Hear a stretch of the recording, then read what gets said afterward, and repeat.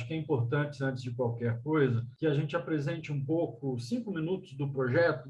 Na realidade, é um projeto que nasce em 2020 e a gente tem se reunido no sentido de criar um acervo digital que possa aglutinar pesquisas, principalmente pesquisas que se desenvolveram no pós-constituinte e, principalmente, captar os impactos da crise contemporânea na mudança ou possível mudança ou não de objetos de pesquisa dos pesquisadores. E, na verdade, a gente está iniciando com as pessoas que têm uma certa ligação com o SEDEC e que têm as pesquisas ao longo do pós-constituinte e, de fato, tem essa reflexão contemporânea. Essa é um pouco da ideia do projeto de acervo que a gente vem construindo aqui, no sentido de produzir um acervo digital que sirva para pesquisadores pesquisar o tema da democracia, da república, da economia e saiba o que estava sendo pesquisado naquele contexto. E, mais uma vez, a gente é muito grato pela presença do senhor, porque a sua trajetória tem tudo a ver com esse processo, né? E tem uma reflexão contemporânea muito significativa para nós. Então, mais uma vez, eu agradeço e passo a palavra ao professor Wilson Vieira para que possa iniciar as entrevistas. Bom dia, professor Bresser. É um prazer imenso entrevistá-lo. Começo, então, professor, com a seguinte questão. Os projetos de pesquisa mais recentes do senhor são focados no tema do novo desenvolvimentismo. Nossa primeira pergunta é sobre o projeto Economia Política do Novo Desenvolvimentismo, em curso desde 2013, e cujo objetivo é estudar o Estado democrático, desenvolvimentista e social no plano teórico, bem como compreender como esse Estado tem sido construído no Brasil. Como foi o processo de construção do projeto de pesquisa naquele contexto, ou seja, em 2013? Veja, Wilson, o novo desenvolvimentismo é, digamos, o projeto de pesquisa que eu estou dedicado desde 2001. Foi em 2001 que eu tive a primeira ideia e comecei a construir um sistema de ideias. Quer dizer, hoje eu entendo que eu tenho já um sistema bastante bem estruturado de ideias, uma teoria, quer dizer, a teoria, o novo desenvolvimentismo, ou teoria novo desenvolvimentista. E essa teoria tem duas partes. Tem uma parte que eu chamo a economia política do novo desenvolvimentismo e a outra parte que chama a teoria econômica, a economics, né, do novo desenvolvimentismo. Né? Na teoria econômica, eu discuto principalmente uma macroeconomia novo desenvolvimentista, que está bastante desenvolvida, e, naturalmente, o processo de desenvolvimento econômico. E no plano da economia política, eu discuto o Estado, né, o capitalismo, isso no Brasil, mas, na verdade, é mais geral o processo. É o capitalismo mesmo, quer dizer, e o Estado, em geral, mesmo. É uma coisa ambiciosa, eu sei disso, mas o que fazer? Essa é um pouco a minha vocação, é fazer esses tipos de coisas ambiciosos. E isso reflete também o fato de que eu sempre me julguei a mim mesmo um cientista social. Ou seja, a minha primeira intenção foi ser um sociólogo do desenvolvimento, isso quando eu tinha 20 anos. Depois acabei sendo também, mas a alternativa era ser um economista do desenvolvimento. Eu acabei sendo o segundo, né? Mas as duas coisas eu sempre estiveram muito juntas. Além disso, na minha formação intelectual, o estudo de Marx e do Capital foi muito importante, de forma que eu não posso me considerar um marxista, acho que isso não faz muito sentido, mas eu sou quase um marxista. Eu uso muito o método, especialmente, ele é o método do materialismo histórico que eu uso. E, quer dizer, esse tipo de visão impede que você fique só um economista ou só um cientista político, você tem que pensar sempre de maneira integrada. Então, em relação à economia política, mais especificamente, eu realmente venho desenvolvendo isto mais nos últimos 10 anos. Inicialmente, eu estava preocupado com o Brasil, mas Eu também estava preocupado com o resto do mundo e sob dois pontos de vista. Primeiro, de um ponto de vista puramente teórico, que é o fato que eu passei a dar aulas na GV, normalmente, de teoria do Estado. Estado e sociedade, Estado e desenvolvimentismo, e desenvolvimento, esses temas. É um curso que eu tenho dado faz tempo na pós-graduação, é um curso optativo que tem causado algum interesse. De forma que isso me ajudou também a desenvolver mais as minhas ideias teóricas sobre o Estado. Eu tenho produzido várias coisas e uma coisa importante que eu fiz agora está para sair na revista Dados, é um grande artigo sobre as teorias do Estado, em que eu enumero as principais teorias do Estado, né? E fica uma coisa bem estruturada, digamos assim, e a teoria desenvolvimentista aparece entre elas. Por outro lado, também, além de ter escrito o livro A Construção Política do Brasil, agora, nessa última edição, eu resolvi chamar também Construção Política e Econômica, porque várias pessoas me falaram que também para os economistas era importante esse livro. E, afinal, eu sou economista, mais que sociólogo. Agora, esse livro está na 4ª edição. Acabou de sair publicada a 4ª edição, que tem agora o nome também de Economia no título. Mas, além de estudar o Brasil, e esse estudo apareceu principalmente nesse livro, embora haja outras coisas, eu me dediquei também ao estudo do capitalismo em si. Né? Quer dizer, agora não é a teoria capitalista, não é a teoria política, mas o capitalismo. Uma coisa que foi curiosa, porque aí eu resolvi escrever um livro sobre isso, que é o livro que eu estou escrevendo, já há quase 3 anos. O livro, neste momento, ele se chama, eu espero que seja o título definitivo, eu estou escrevendo em inglês, mas, enfim, Capitalismo Rentista, Gerencialismo e Democracia. E é um livro que, essencialmente, contém a economia política do novo desenvolvimentismo. Né? E, nesse livro, o que eu faço, essencialmente, é estudar o capitalismo a partir do final do século XIX. Por que a partir do final do século XIX? Primeiro, porque o capitalismo, em geral, já foi muito estudado, já é muito ambicioso estudar o capitalismo mais recente. Mas, no final do século XIX, acontecem 2 fatos muito importantes, que eu chamo de revoluções, e que marcaram o capitalismo a partir de então. Quais foram essas transformações ou revoluções? Uma foi a chamada Segunda Revolução Industrial, que eu chamo, mais especificamente no livro, de Revolução Organizacional, e que é o momento em que surgem as grandes corporações privadas e a unidade básica de produção deixa de ser a empresa familiar ou a própria família para serem as organizações burocráticas, principalmente privadas no capitalismo, mas também estatais. Essa é uma modificação muito importante porque ela vai determinar o surgimento de toda uma classe social, a classe gerencial ou tecnoburocrática, que eu estudei muito nos anos 70, especialmente.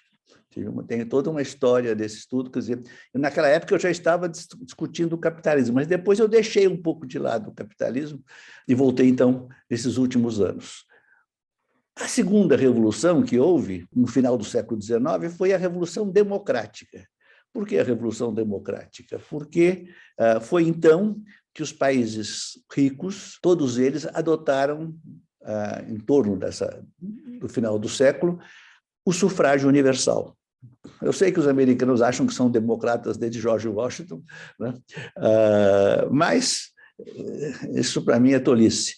Né? O fato concreto é que eu adoto um conceito mínimo de democracia, e nesse conceito mínimo de democracia, um Estado só é democrático quando ele atende a 2 condições. Uma, ele garante o Estado de Direito, ou os direitos civis, as liberdades. E 2, quando ele atende o direito político fundamental, que é o voto universal, é o sufrágio universal. E nós sabemos que as revoluções liberais do final do século XVIII, começo do século XIX, trouxeram o liberalismo e trouxeram a afirmação dos direitos civis e do império da lei. Mas não trouxeram a democracia, porque o sufrágio universal era recusado duramente pelos liberais. Foi só depois de muita luta, na segunda metade do século XIX, luta das classes populares, luta dos partidos socialistas ou social-democratas que estavam se formando então e dos sindicatos, é que, afinal, a burguesia deixou de ter medo de ser expropriada caso houvessem eleições com sufrágio universal, né? E então a democracia se instalou. E eu acho essa revolução muito importante também porque é a partir daí que o capitalismo, no século XX, com todos os seus problemas, vai ser um capitalismo democrático. Depois, em seguida, eu vou tratar do livro como um todo, eu vou tratar primeiro dessa revolução organizacional e dessa revolução democrática. Aí eu desenvolvo que eu chamo a minha teoria sobre a democracia, a explicação de por que a democracia só se tornou o regime aceito e mais espalhado no mundo, nos países mais desenvolvidos, só no século XX, não antes. Antes, não só as elites, mas também os filósofos eram contra a democracia. Então, tem toda uma teoria que tem base, a meu ver, marxista, que explica isso. É um trabalho que eu fiz no começo dos anos 2000 e está publicado na Dados. E está publicado também numa revista estrangeira. Então, eu estudo essas duas coisas. Aí vem a crise dos anos 30, quer dizer, a crise dos anos 30 vai dar origem aos anos dourados do capitalismo. Uma coisa interessante que foi importante no desenvolvimento das minhas ideias sobre a economia política do novo desenvolvimentismo foi quando eu, afinal, consegui escrever um paper, demorei vários anos para fazê-lo, depois fica tão óbvio, né? Que chama-se, só tem em inglês, acho, As Duas Formas de Organização Econômica do Capitalismo. Está publicada no Brazilian Journal of Political Economy. Nesse artigo, eu, depois de mostrar que as duas instituições fundamentais do capitalismo, e diferentemente das organizações sociais anteriores, são o Estado moderno e o mercado, eu pergunto, muito bem, então, sendo isto, se o capitalismo é uma forma de organização social em que as duas instituições fundamentais são o Estado e o mercado, o que é que acontece quando, na formação social específica, o mercado é absolutamente dominante? Ou, alternativa, quando o Estado intervém moderadamente na economia, né? Então, participa também da coordenação econômica. Eu disse, bom, o nome para o primeiro é liberalismo econômico. Muito bem. E qual é o nome do segundo? E aí eu cheguei à conclusão que essa palavra não existe. Simplesmente não existe. Porque havia o socialismo, mas o socialismo não é uma alternativa ao liberalismo econômico. O socialismo é uma alternativa ao capitalismo, né? E não era isso que eu estava interessado. Simplesmente não existe. Eu não fui fazer uma pesquisa e fazer um debate sobre por quê, é um debate interessante, mas falei, bom, mas eu preciso de um nome. No meu trabalho, eu preciso desse nome. Então, eu resolvi usar a palavra desenvolvimentismo. Quer dizer, eu fiz uma ampliação semântica da palavra, porque desenvolvimentismo já existia, é uma palavra relativamente recente. Uma pesquisa interessante que foi feita pelo notável economista do Rio Grande do Sul, Pedro César Fonseca. O Pedro César foi estudar quando é que essa palavra desenvolvimentismo foi pelas primeiras vezes usada no Brasil. E a pesquisa dele resultou que esse nome apareceu primeiro num livro do Hélio Jaguaribe, de 62, e segundo num artigo meu, né, sobre a Revolução Capitalista e os Empresários, de 1963. Mas, de qualquer forma, é uma coisa recente. É uma palavra que se tornou conhecida internacionalmente quando, em 1982, o cientista político americano Chalmers Johnson, notável, ele fez um notável livro sobre o Japão e chamou o Japão, né, de um Estado desenvolvimentista. Então, esse é o nome que eu passei a usar. Então, quando eu vou estudar o desenvolvimento do capitalismo neste livro. Agora, esse artigo sobre os duas formas de organização sociais já estão publicados. Eu, então, vou usar essas duas coisas. Então, eu vou dizer que, a partir de meados do século XIX, se quisermos uma data bem específica, 1846, que é quando a Inglaterra abre a sua economia, até 1846, os ingleses deviam pedir desculpas, não precisavam pedir desculpas a Adam Smith, mas eles não eram liberais, eles tinham tarifas alfandegárias importantes, né, que limitavam o comércio. Mas em 46 eles finalmente abriram. A França já tinha feito isso uns 10 anos antes, de forma que o liberalismo se torna a forma de organização do capitalismo dominante até 1929. Aí vem a grande crise, quer dizer, e a grande crise tem como resultado, de um lado, a emergência de da classe gerencial, que já estava emergindo antes, mas que ela chega ao poder, ela começa a ser parte da coalizão de classes desenvolvimentista. Eu uso muito esse conceito de coalizão de classes também. Esse período, então, é um período de um segundo desenvolvimentismo, né? Porque o Estado passa a intervir moderadamente, mas efetivamente na economia, primeiro nos Estados Unidos, através do New Deal, e depois, no pós-guerra, os chamados anos dourados do capitalismo. E é o grande momento do capitalismo, porque também é o grande momento da social-democracia, né? É o grande momento de Keynes, que, para mim, é um economista desenvolvimentista, porque ou você é desenvolvimentista ou você é liberal, a partir desse conceito de desenvolvimentismo e de liberalismo econômico. E aí, a crise dos anos 70 é uma crise muito menos grave do que a crise dos anos 30, mas, de qualquer forma, foi uma crise, e essa crise deu oportunidade para que, no plano teórico, no plano da teoria econômica, o mainstream deixasse de ser keynesiano e voltasse a ser neoclássico. Agora, neoclássico monetarista. O primeiro líder deles vai ser Milton Friedman. Depois o Robert Lucas, que é, para mim, um atraso muito grande, mas... então, nós vamos ter, nos 40 anos seguintes, mais especificamente nos 28 anos seguintes, em 1980, quando acontece a virada neoliberal. Eu escolho essa data porque foi o ano em que o Reagan foi eleito e foi o ano em que a Margaret Thatcher começa a governar. Ela foi eleita no final de 89. Esse, então, vai ser o período do capitalismo neoliberal, que eu também chamo do capitalismo dos rentistas. Isso é importante porque, nessa economia política, nós temos coalizões de classe, né?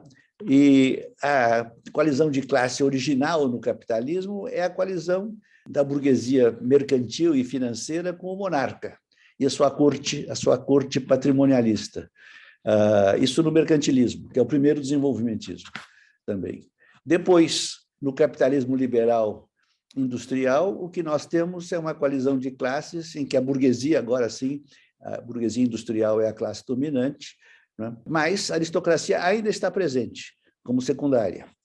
Aí, depois da crise dos anos 30, então nós temos uma nova coalizão de classes, a coalizão de classe social-democrática, ou como os franceses da École de la Régulation chamam, o Fordismo, no qual a coalizão de classes fundamental é uma coalizão ampla, envolvendo os empresários industriais, mais amplamente do que isso, e os trabalhadores, e as classes médias, agora que começam a ser importantes. Classes médias tecnoburocráticas, gerenciais, além da classe média tradicional. E no processo do surgimento da classe gerencial, o fenômeno que passa a acontecer essencialmente, quem estuda originalmente foi Adolf Berle e Garner Means, um clássico livro de 1932, o que passa a ocorrer, então, é que nas grandes empresas começa a haver a substituição dos empresários pelos gerentes na gestão das empresas. E é isso que acontece, então, durante todo o século XX, quer dizer, E quando nós chegamos, então, no após-guerra, a coalizão de classes é essa, coalizão de classes fordista, e com essa participação, e tendo o resultado dessa substituição. Agora, em seguida, a partir da Segunda Guerra Mundial, acontece uma nova substituição, e que é importante. A nova substituição é a substituição dos mesmos empresários industriais, agora não na gestão das empresas, que isso já tinha passado para os gestores, mas na propriedade das empresas. Para quem? Para os capitalistas rentistas. Os capitalistas herdeiros, principalmente, mas não só herdeiros, que vivem de rendas, que não são empresários, não acumulam capital nem inovam, que são as características fundamentais de um empresário e da burguesia enquanto classe dominante, mas são os que recebem os lucros, quer dizer, sob a forma de dividendos, juros e aluguéis. É uma classe ociosa, novamente, como a aristocracia é uma classe ociosa. E é essa classe que passa a ser dominante, por isso que o livro tem o título de Capitalismo dos Rentistas. Quer dizer, não só dos rentistas, porque os rentistas, então, vão chamar para a sua coalizão de classes, agora que é uma coalizão de classe muito estreita, os financistas.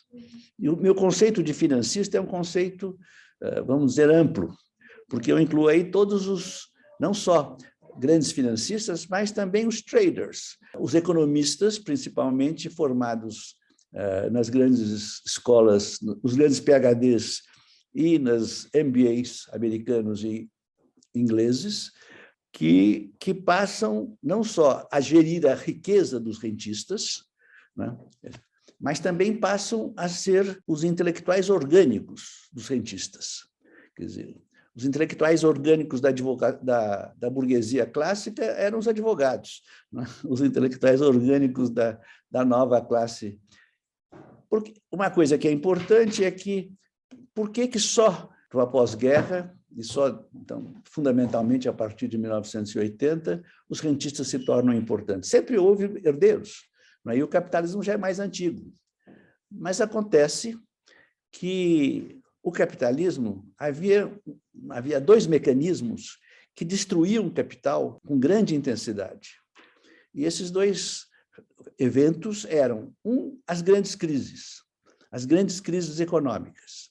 Quer dizer, uma grande crise como houve em 1873, outra como houve em 1893, a imensa, que foi também muito grande, dos anos 30, a Grande Depressão, mas depois disso não houve mais grandes crises.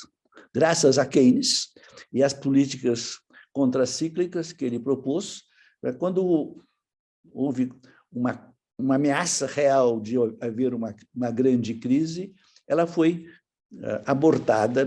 Houve a crise também, que acabou com o neoliberalismo, mas ela não destruiu muito o capital. De forma que a acumulação de capital na mão dos rentistas continua acontecendo com o final das crises, das grandes crises. E a segunda fato que destruía capitais também era as grandes guerras, a Grande Guerra de 14 e a Grande Guerra de 39.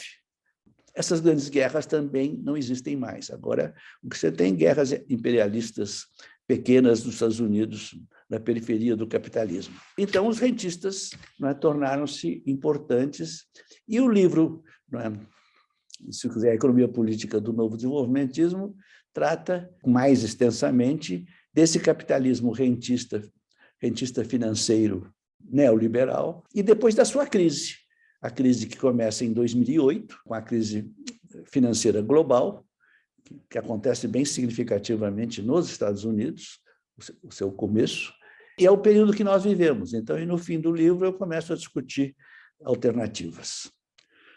Então, a economia política, quer dizer, além de uma dimensão nacional, ganhou uma dimensão internacional mais clara.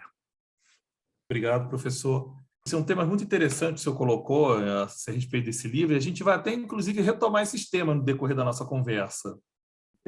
Uma segunda questão, que, continuando essa reflexão, haja visto as mudanças ocorridas no país desde o início dessa pesquisa, né, principalmente as recentes, né, o senhor poderia nos falar da evolução desse projeto e quais foram as consequências para o desenvolvimento da sua pesquisa provocadas pelo encerramento do Pacto Nacional Popular de 2006-2014, tal como periodizado pelo senhor na construção política e econômica do Brasil? Então, pacto, coalizão de classes, é para mim sinônimo. Originalmente, ainda nesse livro, eu uso mais pacto do que coalizão de classes. E realmente, quer dizer, nessa divisão que eu fiz do Brasil independente em 3 grandes ciclos, o ciclo que eu chamei de democrático popular se encerrou com a crise de 2014. E desde então nós estamos em plena crise, né? É uma coisa interessante que, quando você tem uma crise, a teoria econômica novo desenvolvimentista argumenta que as economias em desenvolvimento, que também o novo desenvolvimento cada vez mais também se aplica a países ricos, mas em relação a este ponto específico, há da parte da taxa de câmbio e da economia como um todo um sistema cíclico em que há uma grande depreciação da taxa de câmbio quando há a crise. Quer dizer, quando houve, por exemplo, em 2002, uma grande crise no governo Fernando Henrique, uma segunda grande crise, houve também uma depreciação violenta Depois ela se aprecia e fica vários anos apreciada, e aí nova crise e nova depreciação. Só que, desta vez, a depreciação aconteceu como previsto com a crise em 2014, mas, né, desde então, a taxa de câmbio continuou lá em cima, não voltou a cair.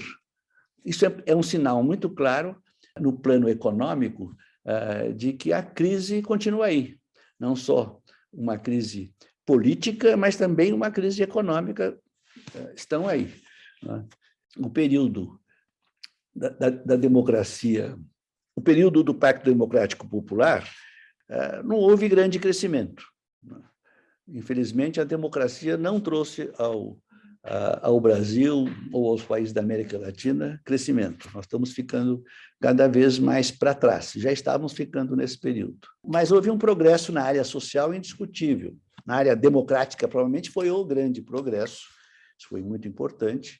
A transição democrática de 85, toda a luta que antecedeu, etc. De forma que, quando essa crise acontece em 14, quer dizer, vocês começaram a pesquisa em 13, né? O Brasil está entrando numa crise econômica e política que não saiu até agora, né? E é uma coisa que é interessante, é que, nesse período, como eu sou um desenvolvimentista, agora eu sou um novo desenvolvimentista, porque também uma coisa que acho que é importante ser dita é que eu tenho um paper em que eu fiz um pouco uma certa história do desenvolvimentismo. Agora acabei de fazer um outro, mais geral. E nesse paper eu digo que houve um primeiro desenvolvimento, o desenvolvimentismo enquanto teoria econômica, não enquanto estilo de política econômica ou forma de capitalismo, mas enquanto teoria, ele surge como teoria na chamada Development Economics, um nome muito genérico, que na América Latina foi chamado de estruturalismo, um nome um pouco melhor, mas eu chamo de desenvolvimentismo clássico. E o período de desenvolvimentismo clássico, quer dizer, continua existindo aí, mas o novo desenvolvimentismo, então, esse desenvolvimentismo clássico entra em crise nos anos 70, depois está toda uma história que não cabe agora eu... Mas, afinal, quando chega no início do século, então eu proponho o novo desenvolvimentismo como uma alternativa. O novo desenvolvimentismo está baseado em Keynes e está baseado no desenvolvimentismo clássico, mas tem toda uma série de novidades nele. E nesse desenvolvimentismo, seja o clássico, seja o novo desenvolvimentismo, o papel da indústria é fundamental, o papel da intervenção do Estado moderada, mais efetiva, é fundamental, e o Brasil teve um desempenho econômico muito ruim desde 1980 e, especialmente desde 1990, esse desempenho muito ruim, né, que está deixando o Brasil tem uma economia estagnada, ou semi-estagnada, não estagnada, semi-estagnada ou quase estagnada, desde 1980. O Brasil está ficando para trás economicamente de uma maneira dramática, para trás não apenas em relação aos países do leste da Ásia, que aí é um escândalo, mas em geral em relação aos países em desenvolvimento e principalmente em relação também aos países ricos, que crescem muito menos que os países do leste da Ásia, mas crescem muito mais do que nós. Uma tristeza. E eu atribuo esse mau desempenho fundamentalmente a um liberalismo econômico que nós adotamos em 1990, quando nós fizemos a abertura comercial e financeira, e que no governo do PT, no governo do Lula, não conseguiu mudar. Nem tinha um plano para... Quem tentou mudar de maneira mal arrumada foi a Dilma, e fracassou. De forma, então, que o Brasil continuou semi-estagnado. Mas, né, quando arrebenta a crise de 2014, os neoliberais interpretam aquela crise, quer dizer, porque também nesse momento se concretiza uma crise fiscal, quer dizer, o Estado brasileiro que estava alcançando a sua meta fiscal, que era um superávit primário de cerca de 2,5% a 3% do PIB, durante todo o governo Lula e durante os primeiros 2 anos do governo Dilma, a partir da segunda parte do governo Dilma, o governo perde o controle das finanças públicas e o Brasil começa a entrar em déficit, e quando chega 2015, né, se verifica que agora o Brasil não só acabaram o déficit, o superávit primário, mas tinha um déficit primário de mais de 1% do PIB. Isso permitiu aos economistas liberais dizerem que agora sim é que nós vamos voltar ao poder plenamente, porque Lula, eles não diziam assim, mas Lula, Fernando Henrique, Sarney foram todos, né, desenvolvimentistas. Agora não, agora nós vamos fazer as reformas e vamos fazer o ajuste fiscal necessário e agora o Brasil vai crescer. Então, aí deram um golpe, que foi o impeachment da Dilma, um golpe bem indiscutível, ao meu ver, mas que encontrou certos apoios, porque os empresários estavam perdidos e confusos. E desde então nós temos o liberalismo pleno. Nós temos... e esse liberalismo pleno, inclusive agora com ajuste fiscal, teto, essa loucura, né? E o resultado qual é? Muito pior. Agora nós não estamos mais semi-estagnados, nós estamos profundamente estagnados, né, economicamente. Né? Então, a crise realmente no Brasil é muito grave. Quer dizer, e é uma crise para a qual há explicações econômicas bem claras, a meu ver, e explicações políticas e sociais, sem dúvida nenhuma, mas é uma crise que até agora não surgiu um governo disposto ou capaz de enfrentá-la. Porque o meu entendimento é que para você fazer uma mudança de política e ter uma política novo desenvolvimentista efetiva, você tem que controlar os 5 preços macroeconômicos. Isso tem uma invenção do novo desenvolvimentismo, os 5 preços macroeconômicos. Quando eu contei isso para o Ciro Gomes, um ano antes da eleição, eu convidei o Ciro Gomes e o Fernando Haddad para virem conversar comigo durante toda uma tarde para eu falar sobre o novo desenvolvimentismo. E eles vieram. E depois eu daria um jantar para eles. E o Ciro Gomes, especialmente, ficou fascinado com a história dos 5 preços macroeconômicos que eu contei para ele. Depois, umas 2 vezes que eu encontrei rapidamente, ele lembrou disso. Enfim, então os governos de esquerda não revelaram capacidade de... talvez revelassem se tivessem sido eleitos o Haddad em 2018, mas, infelizmente, isso não foi possível. Essa eleição foi desastrosa e nós temos o pior governo de todos os tempos no Brasil. Mas um apoio que teve um apoio firme e forte das elites econômicas, inicialmente, e do neoliberalismo, sem nenhuma dúvida. Não é? Uma coisa realmente lastimável.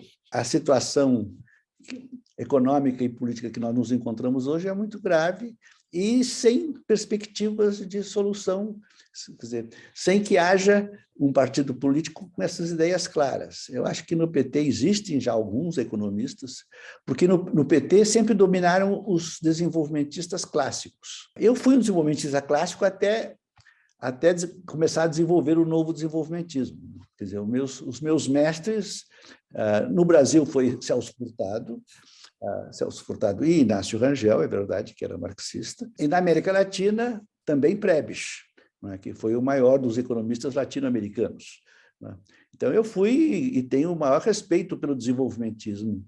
Mas o desenvolvimentismo clássico, ele entrou em crise nos anos 70, entrou em crise, primeiro, devido à teoria da dependência, que destruiu o desenvolvimentismo clássico.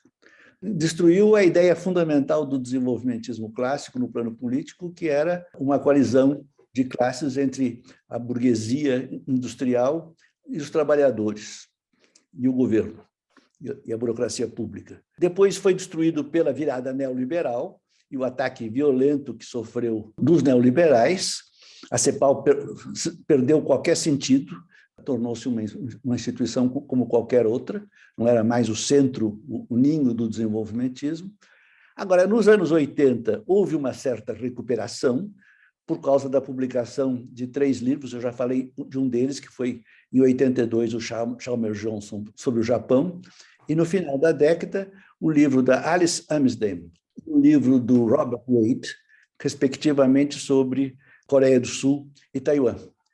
E nesses livros eles mostraram que esses países foram desenvolvimentistas e que o desenvolvimentismo se expressou especialmente por política industrial. E, então, isso deu um grande ânimo à esquerda desenvolvimentista, que então passou a ter um lema: vamos fazer política industrial. E quando o Lula chegou ao governo, ele tinha como projeto econômico fundamental, que lhe fora dado pelos economistas desenvolvimentistas clássicos, alguns deles muito bons, quer dizer, política industrial. Ele fez política industrial, fez 2 políticas, chamando os melhores economistas para desenvolvê-las, e não deu nada. Não deu nada porque eles não olharam para a macroeconomia decentemente.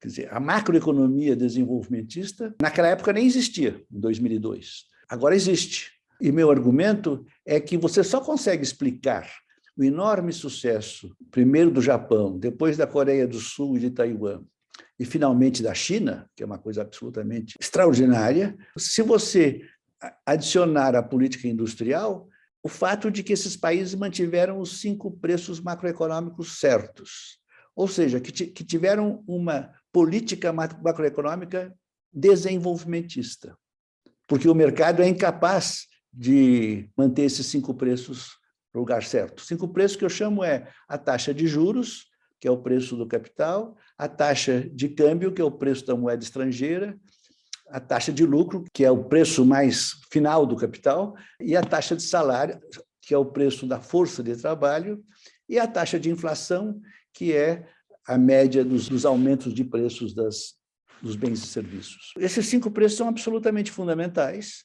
e você tem que administrá-los. Isso não havia. A pergunta que eu me faço é: agora nós vamos ter eleições no Brasil, daqui a 2 anos. Daqui a um ano. Tudo indica que o Lula vai ser eleito, que eu acho muito bom. Será que ele vai ter condições de apresentar uma teoria mais próxima do novo desenvolvimentismo? Eu espero que sim. O Haddad conhece bem isto. Ele trouxe para a assessoria do PT um jovem economista da Unicamp, que me parece muito bom. Nunca discuti com ele adequadamente o novo desenvolvimentismo, mas é um jovem muito competente, chamado Guilherme Melo, de forma que existe esperança, né? Quer dizer, que essas novas ideias que estão tornando-se cada vez mais, está interessando cada vez mais gente, não só a nível nacional, mas também a nível internacional. Obrigado, professor, também por essa explicação abrangente, claríssima, sobre essas questões, né, que estão aí, que estamos enfrentando, né? e que até contemplou até algumas questões que a gente iria colocar. Achei excelente. Eu gostaria de fazer uma questão que seria em nível pragmático da sua pesquisa, né? Em que sentido eu estou querendo dizer do pragmatismo, né? Se houve problemas de financiamento nessa pesquisa, o contexto de pandemia, como atingiu, e se há alguma rede internacional de pesquisadores envolvida nesse projeto, se há algum contato, como está sendo isso? Bom, em termos de financiamento da pesquisa, eu tenho tido financiamento interno da FGV, eu e o Nelson Marconi. Nós criamos lá na EASP, a Escola de Administração de Empresas, nós criamos um Centro do Novo Desenvolvimentismo. A EASP tem uma área de pesquisa que tem nos apoiado. E nós já obtivemos apoio também da FAPESP. Nós temos agora um projeto que está sendo terminado sobre a taxa de câmbio e o desenvolvimento na América Latina e que envolveu economistas de vários países, que está sendo financiado pela FAPESP. Então, temos tido, quer dizer, não é um tipo de pesquisa que exija muito dinheiro, né? Exige mais cabeça do que dinheiro, de forma que, nesse plano, está tudo bem. Aí você pergunta como é que está no plano internacional. Sim. Eu já disse que as pessoas que eu recebo convites e questões de muitos lugares, mas talvez a coisa mais interessante é que nós organizamos nos 4 últimos anos, exceto o último, da pandemia, nós organizamos um International Workshop on New Developmentalism, em que nós convidamos pessoas de toda parte para, naquela época, era virem ao Brasil, não havia ainda a ideia do Zoom e outros mecanismos desse tipo, e foram bastante bem-sucedidos, e veio bastante gente, saíram alguns papers interessantes, enfim, mostrou que que existe uma coisa nova e viva no plano internacional. Nós vamos realizar um novo este ano, em maio, eu espero. Essa, digamos, é no plano internacional que eu posso dizer. Eu posso também dizer o seguinte, essa coisa de ideias novas é um problema, viu? Porque as pessoas estão acostumadas com ideias antigas. Mudar ideias é muito difícil. Você precisa ter não só a motivação da verdade, mas também você tem que ter outras motivações. Nós sabemos perfeitamente que a verdade não é uma coisa puramente lógica ou empírica, é mais complicado do que isto. Você perguntou, você usou a palavra pragmatismo em 2 sentidos. Um sentido prático do financiamento de pesquisa, mas, não sei se também estava na sua pergunta, eu me considero um intelectual pragmático. Pragmático em que sentido? Porque eu tenho um enorme respeito pela filosofia pragmática americana, principalmente por Peirce, né, que tem uma contribuição fundamental para o problema do pensamento, né, e da verdade. Mas também James e também Dewey. E, finalmente, o Rorty, que foi o último grande figura desse pensamento, que é um pensamento filosófico histórico, o que é raro, porque os pensamentos filosóficos históricos foram os de Aristóteles, lá longe, de Santo Tomás, e depois de Hegel e Marx, e depois dos pragmáticos. Os outros são todos idealistas, vivem no mundo que tem coisas importantes, necessariamente, tem Platão, tem Descartes, tem Kant, mas eu não sou muito amigo dessa filosofia. Eu acredito numa filosofia histórica e acredito numa ideia pragmática de verdade. O Peirce dizia assim, a verdade existe, quer dizer, e a gente deve pesquisá-la e a gente pode encontrá-la, desde que continue sempre pesquisando. Porque, inclusive, quando as verdades que nós obtivermos forem negadas pela realidade, a gente tem que abandoná-las. Essa tese que depois tornou famoso o Popper, com quem eu não tenho nenhuma simpatia, que é um idealista muito conservador, mas Na verdade, a ideia inteligente e nova é do Peirce, que o Popper não citou. Então, ficamos com o pragmatismo também filosófico. Bem, professor, quando eu fiz a pergunta, eu pensei na questão da pesquisa, mas foi excelente essa complementação, para entender melhor o seu caminho teórico. Foi muito bom, realmente, essa complementação da palavra pragmatismo, vamos dizer assim, do entendimento. Isso. Como é que o senhor se utiliza, né? Eu gostaria agora de fazer uma questão que, na verdade, a gente vai desdobrar em temas, né, que a gente pode conversar, que seria o seguinte: temos algumas curiosidades sobre se o senhor participou de algum debate na década de 70 sobre o desenvolvimentismo.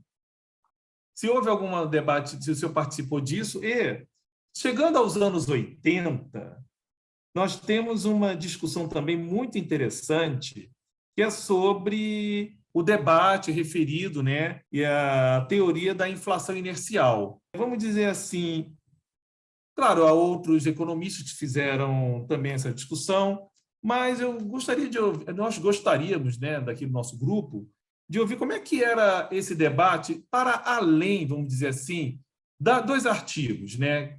Mas como era esse debate na esfera pública, como se colocava nessa questão? O desenvolvimentismo na década de 70 e a teoria da inflação inercial. Então, o desenvolvimentismo na época, nos anos 70, é dominante. O desenvolvimentismo foi dominante com Vargas, né? Vargas é que introduz na história brasileira, entrou em crise no início dos anos 60. Em 1964, o golpe foi dado em nome do liberalismo, e durante 3 anos o regime militar foi liberal, mas, em seguida, né, com Costa e Silva e Delfim Neto, voltou-se para o desenvolvimentismo e permaneceu desenvolvimentista até o final. E os resultados econômicos foram muito bons. Os resultados políticos foram péssimos, foram maus, porque concentrou-se ainda mais a renda, mas no plano econômico houve grande desenvolvimento. Quer dizer, no final dos anos 70, eu entendi que o capitalismo no Brasil estava consolidado, que a revolução capitalista no Brasil havia sido completada, né, no quadro do desenvolvimentismo, que, aliás, é a norma em todos os países do mundo. Nenhum país fez a sua revolução industrial e capitalista fora do desenvolvimentismo. Isso é uma tese importante da economia política do novo desenvolvimentismo. Agora, acontece que, no plano político, nos anos 70, quer dizer, na verdade, em 1969, para pôr uma data, ou 1965 e depois 69, surgiu a teoria da dependência. Em 65, surgiu com o artigo do Gunder Frank, o desenvolvimento do subdesenvolvimento, e em 69 surgiu a versão associada da teoria da dependência, que é o livro Dependência e Desenvolvimento da América Latina, do Fernando Henrique e do Enzo Faleto. E isso foi um golpe violentíssimo no desenvolvimentismo. E por que representou um golpe imenso? Porque o que a teoria da dependência veio afirmar que a tese política do desenvolvimentismo clássico na América Latina, a tese da coalizão, do pacto político entre empresários industriais, trabalhadores e a burocracia pública, era falso, que não havia existido ou nunca devia ter sido tentado, e que foram um desastre para a esquerda no continente. Isso, a meu ver, é uma teoria equivocada, porque radical. A teoria do Gunder Frank, que foi um notável economista marxista, que eu respeito muito, mas, quer dizer, ele estava no Brasil em 64, ele viu o golpe militar. Você estava no momento, mas esteve no Brasil em 64. Viu o golpe sendo dado, viu seu caráter conservador, o apoio que recebeu inteiramente da burguesia, e chegou a essa conclusão. E a teoria da dependência, na versão mais adocicada, muito mais adocicada, do Fernando Henrique, porque a solução do Gunnar Frank, do Rui Mauro Marini e do Teotônio era que, então, já que não é possível haver burguesia nacional, a solução é fazermos a revolução socialista. Era uma conclusão lógica, mas era uma conclusão inviável, vamos já dizer assim, e equivocada no plano da realidade. Então, e aí já a posição da teoria da dependência associada era, não, já que não há burguesia industrial, não há problema, vamos nos associar ao império. Porque essa tese de que o império é contra a industrialização, que era uma tese, é uma tese fundamental do desenvolvimentismo, essa tese é falsa. Por que é falsa? É falsa porque nós estamos vendo, né, observam eles, que as empresas multinacionais começaram a investir na América Latina, a partir da Segunda Guerra Mundial, na indústria, coisa que nunca tinha acontecido antes.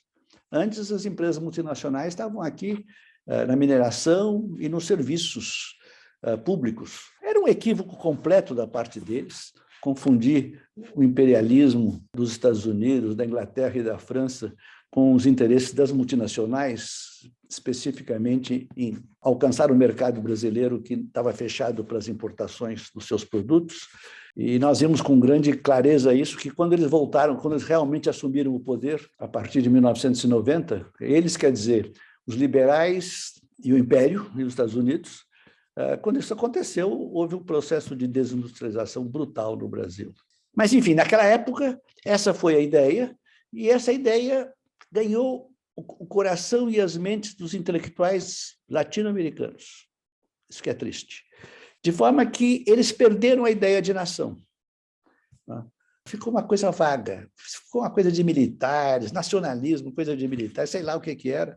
Então, vamos lutar pela democracia, sem dúvida, vamos lutar pela justiça social, sem dúvida. Mas por que lutar por essas duas e esquecer o desenvolvimento econômico? Ou seja, não é esquecer que o nacionalismo é fundamental para você se desenvolver na periferia do capitalismo. Isso foi ignorado. E foi trágico. Foi trágico não naquela época, porque nessa época os militares continuaram firmes, fazendo seus acertos e erros na parte econômica, mas continuaram desenvolvimentistas. E foi só depois, foi essencialmente, ainda nem no governo Sarney, os liberais conseguiram ter domínio. Foi só no governo do Collor que houve esse domínio. Curiosamente suspendido pelo Itamar, que foi uma grande figura na história da política brasileira, e depois retomado com toda a força pelo Fernando Henrique. Quer dizer que o Brasil, então, desde 1990, se tornou um país liberal, o desenvolvimentismo foi excluído. Mas nos anos 70, houve essa discussão da teoria da dependência, que eu acho a coisa mais importante. Nessa década, eu trabalhei primeiro na tentativa de entender por que a previsão do Celso Furtado, que quando saiu do Brasil em 64, ele previu que a economia brasileira entraria em estagnação. E ele escreveu um livro em 76 com essa tese, para não só o Brasil, mas a América Latina. E não foi isso que aconteceu, mas foi que eu sempre digo que o Celso Furtado é o meu mestre em termos de economia brasileira. Isso não aconteceu, mas o que aconteceu foi que, a partir de 1970, os países voltaram a crescer. Por que falhou a previsão? Falhou porque ele previa que a redução do salário seria muito forte e isso tiraria demanda para a indústria. O que nós verificamos, alguns economistas verificaram, foi que não era bem verdade, que a concentração de renda não foi só na classe mais rica, mas foi também da classe média para cima. E essa concentração da classe média para cima, então, incluiu demanda para os bens de consumo de luxo, fundamentalmente para a indústria automobilística, que era, naquela época, ainda um bem de luxo. Essa tese eu discuti com o Antônio Barro de Castro em 1969. Em 1970, eu escrevi um artigo sobre isso, desenvolvendo essa tese, citando a minha conversa com o Castro, que tinha sido importante. E, em 71, o Fernando Henrique e a Maria Conceição Tavares, não, Fernando Henrique não, o Zé Serra e a Maria Conceição Tavares escreveram um artigo exatamente na mesma linha, chamado Além da Estagnação, que teve grande sucesso e que mostrava exatamente isso. Mas o fato de você criticar o Celso Furtado nesse ponto não significava criticar o Celso Furtado e o desenvolvimentismo em geral, né? E foi isso que muitos intelectuais fizeram, que o pessoal da dependência associada fez, de forma que, inclusive, uma coisa curiosa, o Celso Furtado entrou no processo de ouvido. O pessoal da Unicamp, né, embarcou nessa tese também, e surgiu um certo esquecimento, ou se não desprezo, do Celso Furtado. Isso só viraria no ano 2000, quando o Lula estava para ganhar as eleições, afinal ganhou, e foi chamar o Celso Furtado. E os intelectuais também resolveram, afinal, chamar o Celso Furtado, e hoje ele passou a ser devidamente homenageado como um grande economista brasileiro do século XX. Bem, professor, fazendo uma ligação chegando mais nos anos 80, especificamente, gostaria que o senhor... Sobre a inflação inercial, que é fundamental. Isso. Mas eu vou aproveitar e pegar carona em dois temas nesse período, que eu acho que é interessante o senhor também discorrer. Um é sobre a questão da inflação inercial e o outro é uma discussão muito interessante, que é sobre a questão do consenso de Washington, plano Brad e a questão do neoliberalismo. E, de certa forma, nos parece, né, mas eu gostaria que o senhor explicasse melhor, que o diagnóstico da inflação inercial que o senhor coloca é muito interessante porque o senhor vai à raiz, vai até a Inácio Rangel para poder construir essa reflexão. Verdade. E até as propostas de combate à inflação. Porém, o que a gente observa em algumas maneiras de combater a inflação, eu vou ser mais explícito, como o Plano Real, acaba sendo uma espécie de, ok, vamos entender que temos que criar uma nova moeda indexada para poder criar o real, mas estamos dentro dos ditames do neoliberalismo a partir do consenso de Washington e a partir das negociações do Plano Brad. Como é que o senhor vê essa relação? Como é que o senhor poderia nos colocar? Bom, primeiro a teoria da inflação inercial. Até então, eu só havia desenvolvido uma tese que eu considero importante no plano da teoria econômica, que era a minha tese sobre a taxa de lucro e a distribuição de renda no capitalismo e as fases do desenvolvimento capitalista a partir da tese da tendência declinante da taxa de lucro de Marx. Isso foi uma coisa muito importante, é meu livro Lucro, Acumulação e Crise, que eu escrevi basicamente nos anos 70. Demorei muitos anos para escrever esse livro, não foi brincadeira, mas eu gosto muito dele.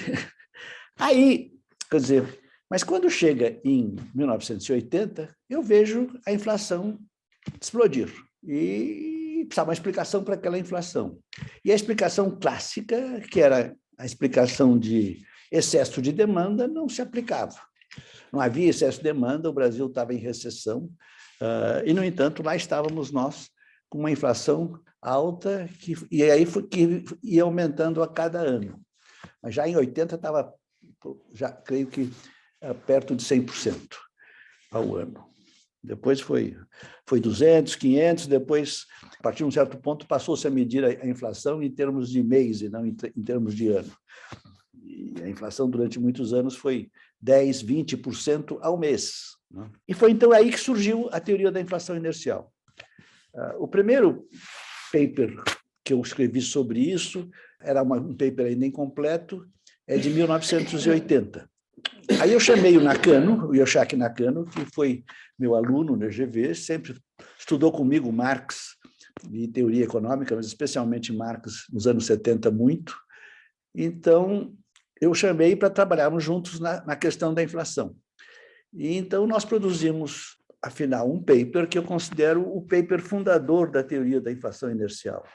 E esse paper chama-se Fatores aceleradores, mantenedores e sancionadores da inflação. É curioso porque no título já está a teoria, né? Porque as teorias econômicas são coisas simples, isso é importante. Elas são só complicadas para os neoclássicos, porque aí matematizam tudo, fazem uma...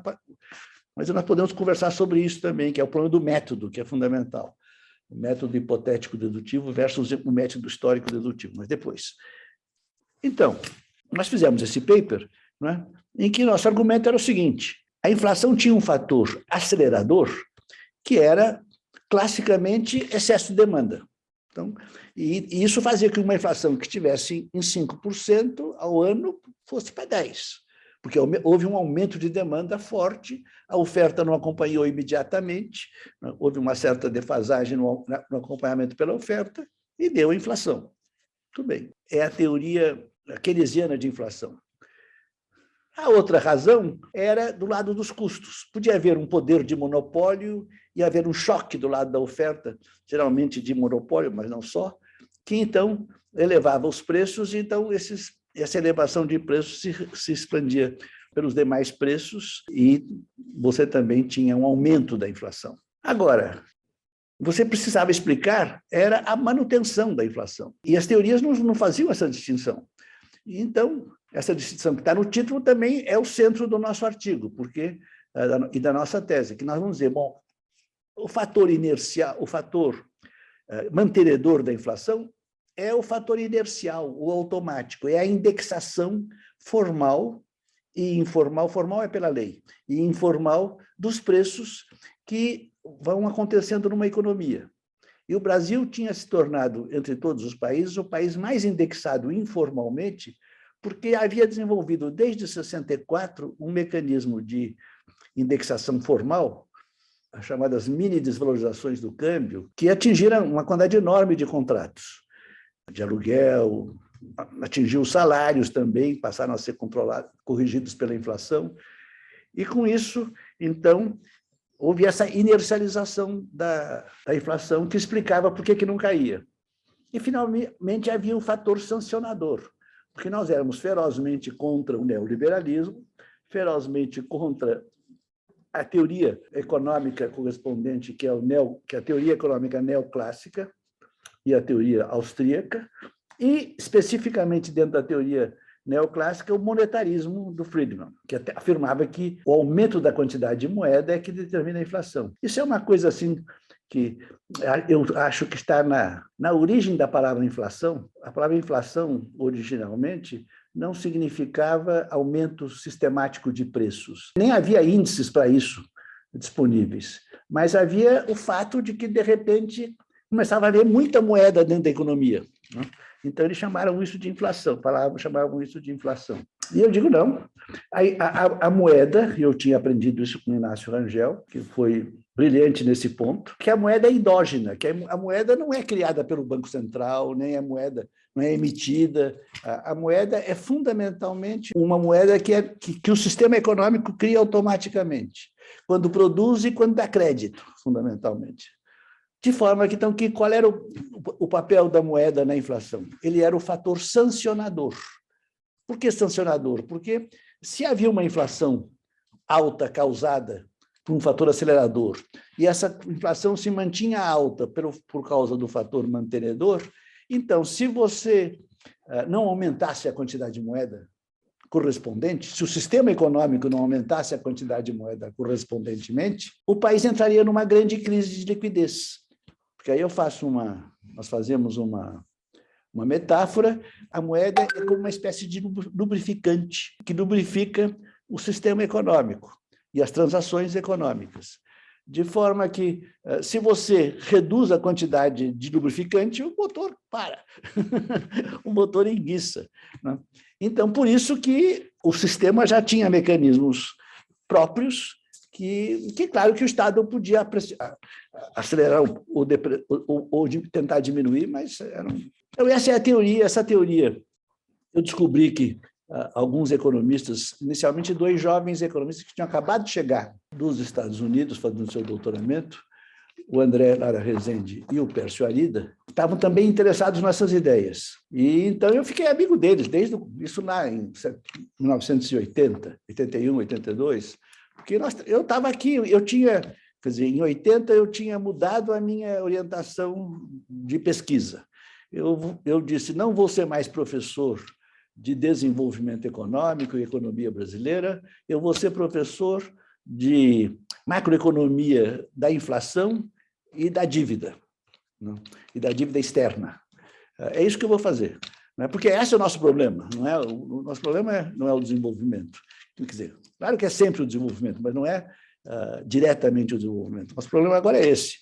Então, eu vi que aqueles jovens estavam começando a desenvolver ideias semelhantes e chamei-os e ficamos amigos, apresentei-os ao grande amigo meu, empresário, que era o Fernão Bracher. Depois se associou a esse grupo também o Baixa e o Chico Lopes. Nós éramos 6 dos 8 economistas que, naquela época, durante muitos anos, só conheciam o que era a teoria da inflação inercial. Esses 6 que eu citei, Nakano e eu, e os 4 da PUC do Rio de Janeiro, mais um quinto da PUC do Rio de Janeiro, que não era modiano, que não era amigo deles, dos outros 4, e o Mário Henrique Simonsen, que em 1970 tinha tido uma ideia importante sobre a realimentação inflacionária. Essa teoria era uma teoria rigorosamente heterodoxa, rigorosamente. E é totalmente contra a ortodoxia liberal. E esses economistas que tinham feito o doutoramento, não diziam isso com clareza, mas eles se consideravam, eu os considerei como neoestruturalistas. Foi um nome que a gente arranjou, não sei exatamente por quê, mas era por causa disso, para mostrar que eles não eram ortodoxos. Muito bem, essa teoria foi aplicada e, afinal, deu certo. Não deu certo no meu plano, porque eu não consegui fazer ajustamento, não tive apoio realmente suficiente para fazer a estabilização, mas, afinal, deu certo com o plano real, que foi comandado por esses 4 economistas que eu citei da PUC, trabalhando com Fernando Henrique, no Ministério da Fazenda. E eu dei todo o apoio a essa proposta. Ainda me lembro em outubro de 93, eu fui visitar o Fernando Henrique, que naquela época tinha uma casa perto da minha, em Ibiúna. Ele vendeu a casa depois que morreu a Ruth. E disse para ele, olha, vocês começaram agora a fazer o plano, porque tinha chegado na equipe também, acho que era o Edmar Baixa, o último que entrou na equipe, e esse plano, se vocês aplicarem esse plano, você vai ser o presidente da República no próximo ano. Naquela época nem se falava em ele ser o candidato. Tinha muito pouca gente que falava. E foi o que aconteceu. Agora, uma vez eleito o Fernando Henrique, o que eu verifiquei? Para minha frustração, para minha infelicidade, foi que aqueles economistas voltaram a ser ortodoxos, como você disse na sua pergunta, e passaram a adotar uma política absolutamente ortodoxa no comando da economia brasileira. Agora, tendo 2 economistas também, lá da PUC do Rio, o Pedro Malan e o Gustavo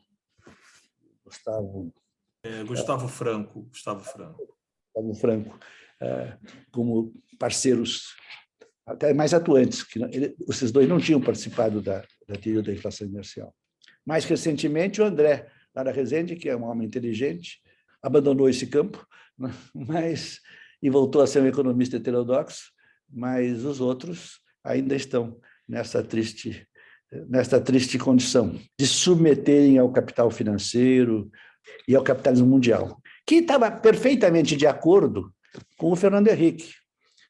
Essa análise que eu fiz da teoria da dependência, é importante que eu diga, eu só fiz essa análise 4 anos depois que eu saí do governo dele, porque eu fiquei amigo do Fernando Henrique em 1970, em seguida a fundação do SEBRAP, que eu apoiei, e depois ele foi sempre meu chefe político até um certo ponto. Ele nunca assumiu esse papel, porque ele não é um capo político. Muito melhor capo político era o Mário Covas. De forma que apoiei entusiasmado a sua campanha eleitoral, mas eu me lembro que quando eu fundei o PSDB, em 88, um pouco antes disso, eu dizia para mim, nós passamos aquele dia anterior discutindo o nome do partido. E se o partido devia se chamar Partido da Social Democracia, como se chamou, ou o Montoro, que era contra, porque ele era um democrata cristão e na Europa, né, na Alemanha e na Itália, os democratas cristãos sempre foram contra os social-democratas. Montoro, que era um homem progressista, da melhor qualidade. E nós ganhamos, né? Montoro perdeu. Então, no dia seguinte, eu assinando a ata, lá em Brasília, da fundação do partido, eu dizia para mim mesmo, muito bem, mas o que vai acontecer se esse bendito PT, que agora diz que é um partido revolucionário, vai virar um partido social-democrático, como aconteceu com os partidos social-democráticos na Europa, e vai nos empurrar para a direita? Olha, a minha preocupação, eu só errei num ponto.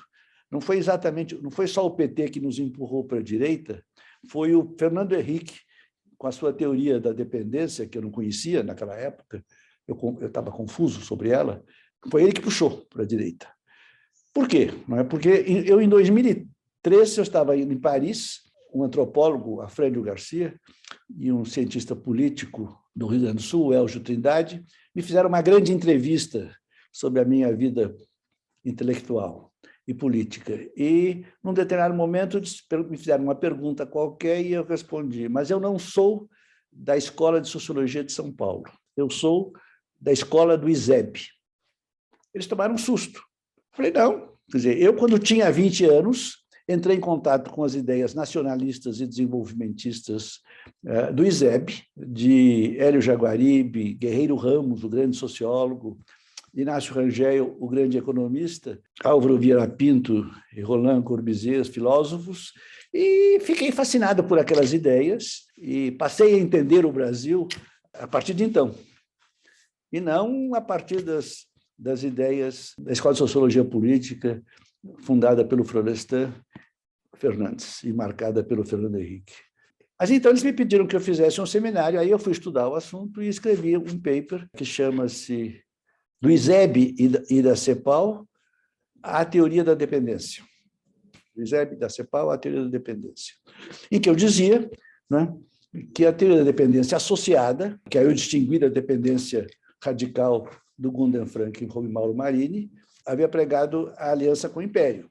Daí para virar liberal depois foi um passo muito simples. Foi aí que eu compreendi a coisa e critiquei. A primeira pessoa com quem eu mandei esse artigo foi o Fernando Henrique, que me respondeu do jeito clássico dele, que o artigo era muito interessante, precisamos conversar, mas nunca conversamos. Porque ele estava sempre de acordo, mas porque ele não estava de acordo, ele nunca dizia, mas agia. Enfim, então, essa guinada para a direita dos economistas lá do Rio está associada também à guinada para a direita do Fernando Henrique, que era o chefe deles agora.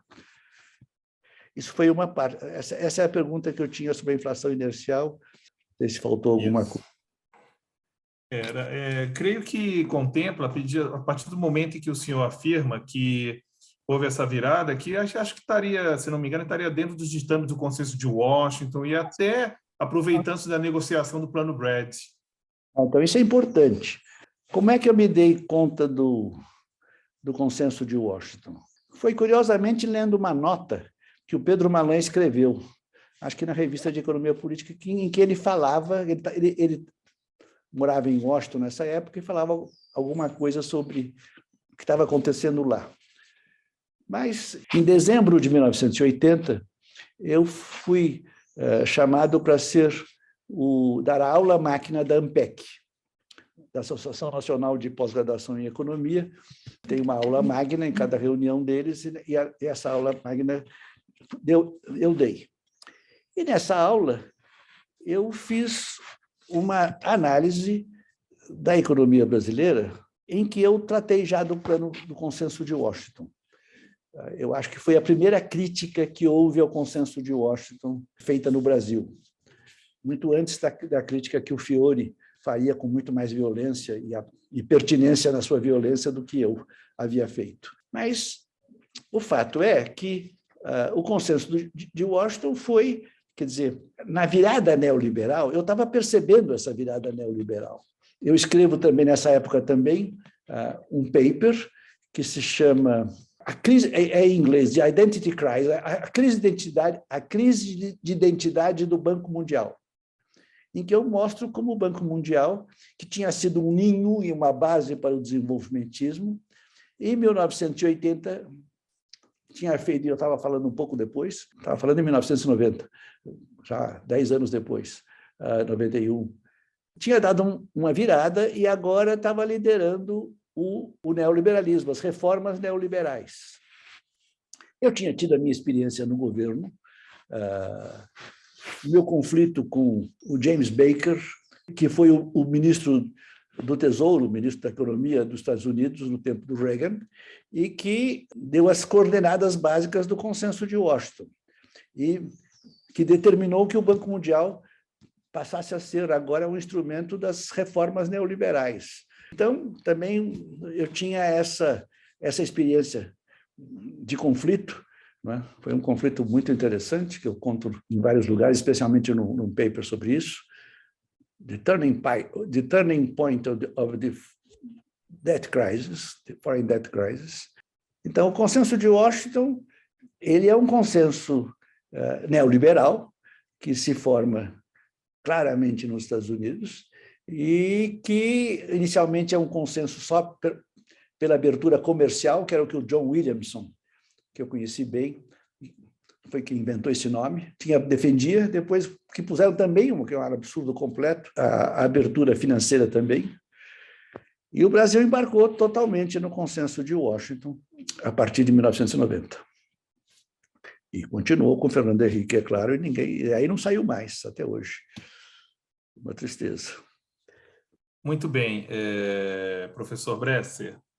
Uma última questão, vamos dizer, da minha parte, que eu gostaria de colocar ao senhor, é um pouco das suas reflexões da década de 1990, que é do seu livro Reforma do Estado e Cidadania, publicado em 98.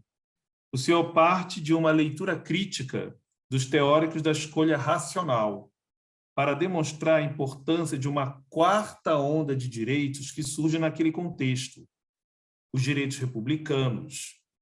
Grosso modo, tais direitos se justificam sob o princípio de que o patrimônio público seja efetivamente de todos e para todos, e se estendem em 3 tipos fundamentais: o direito ao patrimônio ambiental, o direito ao patrimônio histórico-cultural e o direito ao patrimônio econômico. O senhor poderia nos falar de como foi a construção desta análise e como foi a recepção desse livro? Essa análise eu não fiz originalmente nesse livro. Essa análise eu fiz num paper que foi publicado no Brasil por uma revista de filosofia política lá do Rio Grande do Sul, que eu acho que não existe mais, lá por volta de 1979, e foi publicada em inglês, numa grande revista. O paper chama-se Cidadania e Res Pública, a emergência dos direitos republicanos.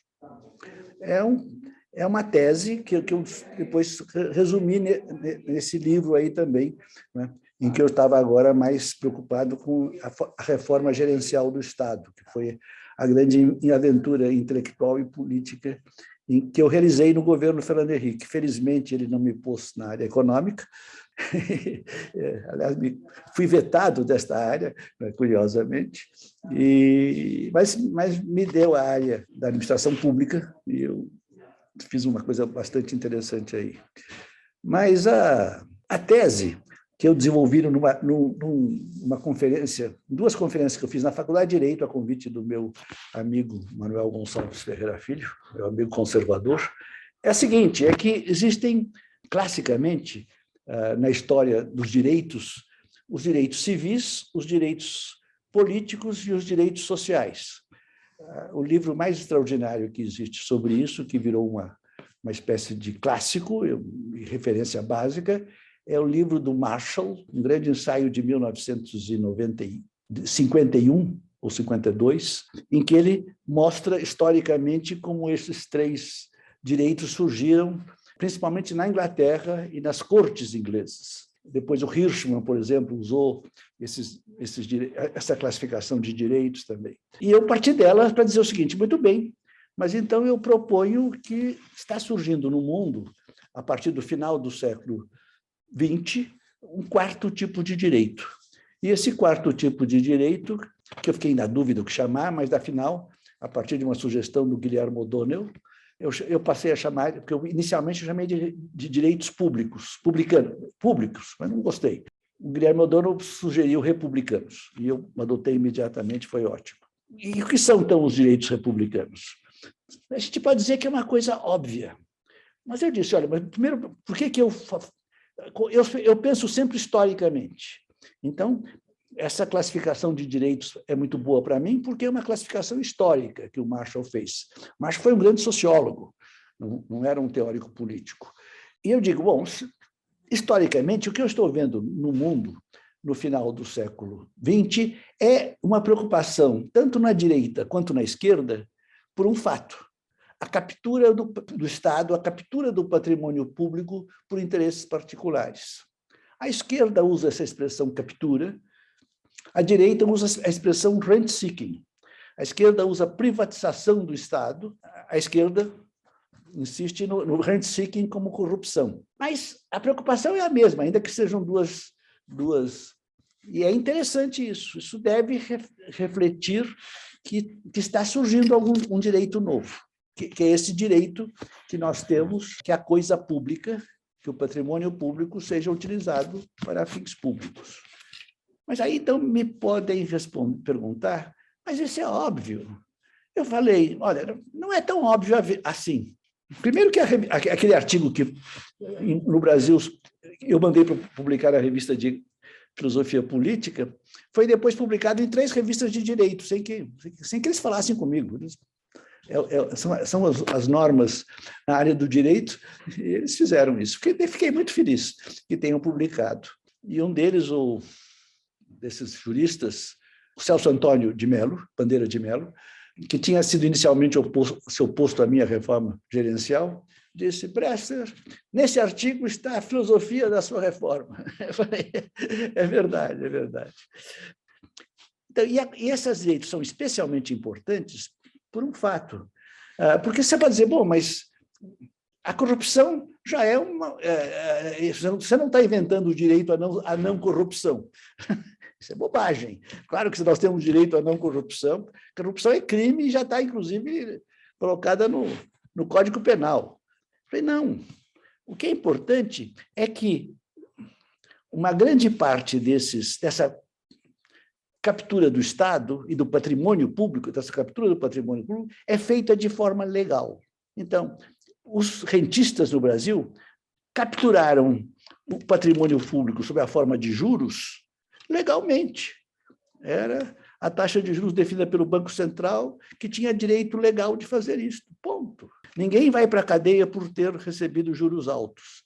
Os altos funcionários recebem salários absolutamente absurdos, que não têm nada a ver com a sua contribuição econômica, novamente de forma legal, e dizem que é direito adquirido.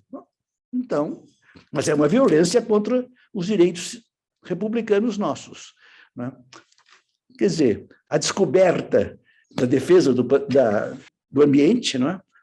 Que foi uma coisa que acontece a partir fundamentalmente de 1992, a Conferência de Estocolmo, né, de 92 das Nações Unidas, é também, quer dizer, quando pessoas ou empresas usam a natureza de uma maneira abusiva, eles estão capturando o patrimônio público, estão violentando os nossos direitos republicanos. Então, eu dou grande importância a esse conceito que eu desenvolvi, né? E que eu acho que ele é importante também para o novo desenvolvimento, a economia política do novo desenvolvimentismo. Obrigado, professor Bresser. Vou passar agora a palavra para o Lucas Batista. Muito obrigado pelas questões, pela análise muito abrangente e excelente. Obrigado. Muito obrigado, Wilson. Muito obrigado mesmo. Bom, então, finalizando esse segundo bloco, né, de perguntas e iniciando esse terceiro bloco, que a gente vai comparar um pouco, como o senhor já desenvolveu, essa trajetória, pelo menos até os anos 90, com a trajetória de pesquisas a partir dos anos 2000. O senhor já nos disse que há uma inflexão importante a partir dos anos 2000, quando o senhor foca na questão da estagnação econômica e, inclusive, tece, né, a perspectiva analítica e teórica do novo desenvolvimentismo.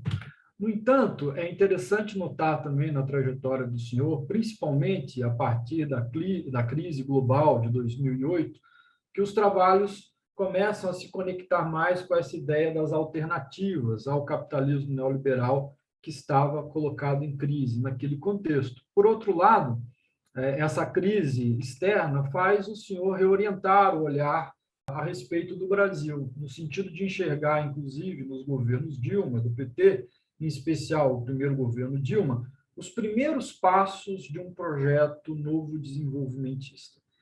Então, eu perguntaria para o senhor em que medida que a crise de 2008 impactou essa reorientação das pesquisas, em que medida ela vem a somar, a perspectiva do novo desenvolvimentismo vem a somar na compreensão desta crise e na compreensão do próprio país, do Brasil.